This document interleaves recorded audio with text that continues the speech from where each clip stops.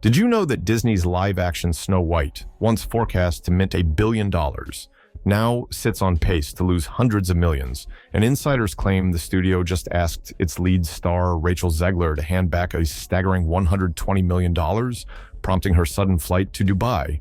If that jaw-dropping twist made you sit up, buckle in, the next 15 minutes will take you behind the velvet curtains of Hollywood's most chaotic meltdown in years, where PR disasters, fan rebellions, and corporate power plays collide in real time.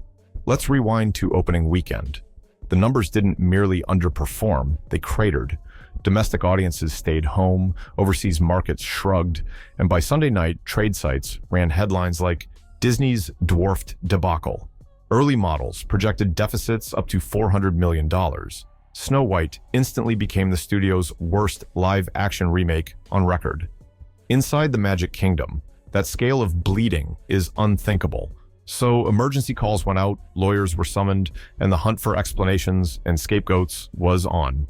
Zegler had been billed as Disney's next multi-quadrant darling, Spielberg discovery, Twitter favorite, Gen Z social justice avatar, and a soprano who could belt classic melodies while preaching modern values. Yet months before release, she alienated fans, calling the 1937 fairy tale weird, branding the prince a stalker, and vowing that her Snow White would need no man's approval. Each clip detonated online, spawning reaction videos racking up millions of views, most of them negative. Still, Disney hoped nostalgia would triumph over controversy. Instead, it supercharged it. As ticket sales flatlined, executives sifted through contract fine print. Hollywood agreements include morality clauses. If a star's public comments materially harm a brand, studios can withhold bonuses or sue for damages. Sources whisper that an internal task force concluded Zegler's interviews breached 3 promotional provisions, opening the door to clawbacks equivalent to her salary, perks, and a portion of downstream revenue, roughly $100+ million. That eye-watering figure set the rumor mill on fire. Cue the sudden trip. Flight records traced a private jet from Los Angeles to Dubai under a shell company linked to Zegler's management. Within hours, her socials went dark. No Instagram stories, no tweets. Paparazzi staking out LAX reported she boarded alone, head down, escorted by security. Industry insiders speculate Dubai was chosen because the UAE lacks an extradition treaty for civil judgments, giving her leverage if lawsuits fly. Others argue it's simply a luxury bolt hole where celebrities regroup when storms rage back home. Meanwhile, Disney's crisis response unit sprang into motion. Leaked emails suggested talking point drafts, blame audience fatigue, highlight positive international reviews, and downplay Zegler. Yet, shareholders weren't buying spin. On the Monday after the box office implosion, the stock dipped 3%, erasing billions in market cap by noon. Financial analysts pounced, warning that Disney's remake strategy, once a golden goose, is now a liability. Some urged an immediate pivot to original IP. The fallout reached political arenas too. Conservative commentators seized on go woke, go broke rhetoric, holding Zegler up as proof that Hollywood activism alienates middle America. Progressive voices countered that misogyny and racism fueled the vitriol, arguing no male star faced equivalent fury for speaking his mind. The debate trended for days, stretching the controversy far beyond film circles and ensuring every new update went viral. Snow White became scorched earth territory. Nobody emerged unscathed. Backstage, Zegler's team fractured. One faction pushed for an immediate apology tour, sit-downs with legacy outlets, humble reflections, maybe a charity partnership to rebuild goodwill. The other camp advocated silence, fearing any statement could be subpoena bait if Disney filed suit. The silent faction won, hence the Vanishing Act. A crisis PR firm reportedly drafted an apology anyway, complete with soft focus photos and bulletproof phrasing, but it remains in a Dropbox folder waiting for daylight. As gossip swirled, crew members from the Snow White set leaked anecdotes. Some described Zegler as courteous and professional, others painted her as distant, glued to her phone, vetting activist tweets. One damning story claimed she joked about getting residuals for each hour the dress appears in a streaming thumbnail. Whether exaggeration or not, the line crystallized public perception of an entitled star demanding endless compensation while traditional Disney fans just wanted fairy tale magic. Then came the financial autopsy. Production ballooned to $250 million after costly reshoots addressing test screening complaints about tone and VFX. Marketing added another $140 million, including a Super Bowl-adjacent teaser that trended for the wrong reasons. Combine those figures with theaters' cut and break-even, required $700 million worldwide, nearly triple what analysts now expect. That gap is why Disney is hunting for offsets. Clawing back a nine-figure sum from its leading lady suddenly feels less outrageous and more inevitable. The Dubai chapter deepened intrigue. Luxury hotel staff posted and swiftly deleted photos of a veiled guest resembling Zegler entering a private spa. Yacht trackers pinged a charter in the Gulf bearing her entourage. Even her stylist's TikTok showed desert dunes at sunset before comments were disabled. Each crumb sparked thousands of theories. Was she hiding assets, meeting overseas financiers, or simply decompressing with a five-star yoga retreat? The absence of answers only fed the frenzy. Fans argued over culpability. One camp insisted the remake failed because creatives gutted the romance and replaced dwarfs with magical creatures, stripping away charm. Others maintained modernization was fine, but antagonizing the fanbase through mockery was fatal. A smaller, sympathetic group said Zegler had become a convenient scapegoat, noting executive decisions predated her hire.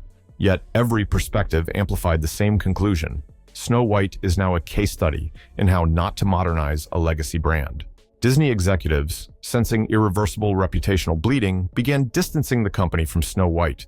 Plush toys vanished from park shelves.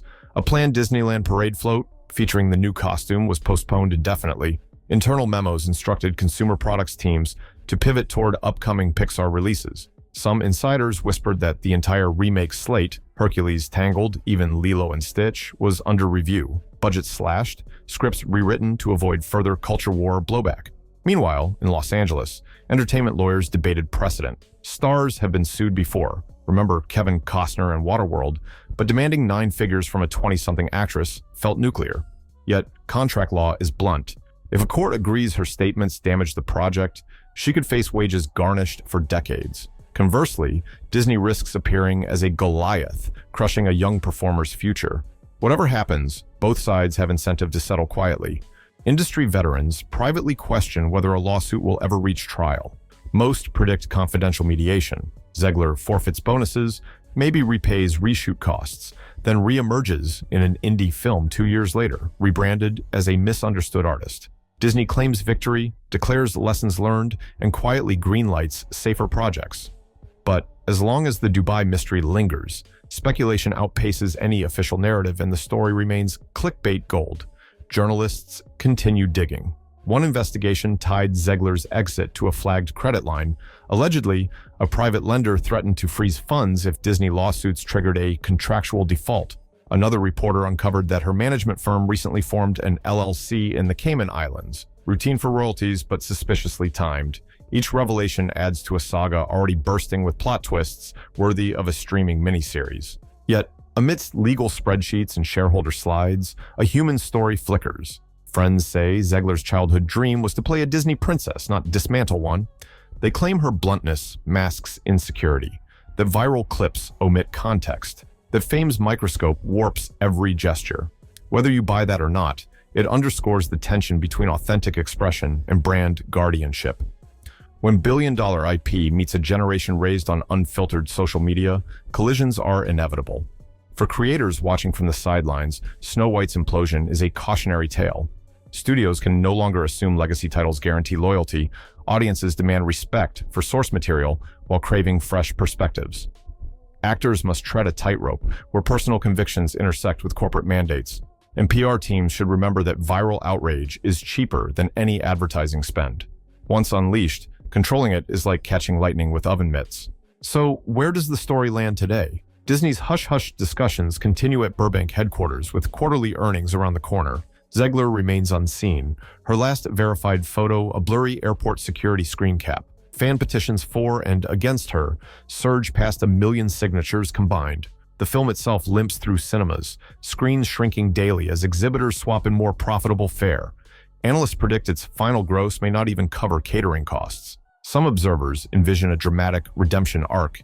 Zegler grants an exclusive interview, tearfully owning mistakes, donating damages to charity, and starring in a surprise Broadway revival.